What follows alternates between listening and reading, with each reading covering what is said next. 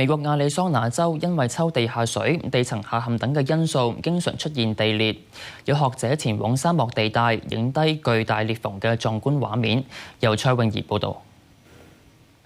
美國地質研究學者喺大約2年前透過衛星圖片發現呢條大裂縫，之後裂口越嚟越大，而家超過3公里長。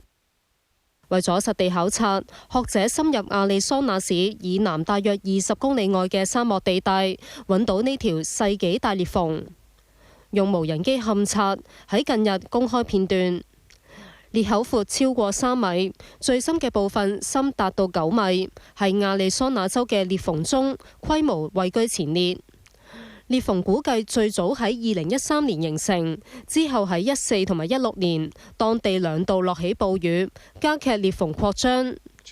亞利桑那早喺1929年已經有地面出現大裂縫嘅紀錄，一般相信成因係過度抽取地下水，令到地面局部沉降，最終斷裂。而家分佈喺亞利桑那嘅裂縫總長度超過270公里，當局甚至製作咗裂縫地圖，俾民眾查閱裂縫區域。當局話，由於地裂隨時隨地都有可能出現，特別設立警告路牌，提醒揸車人士注意。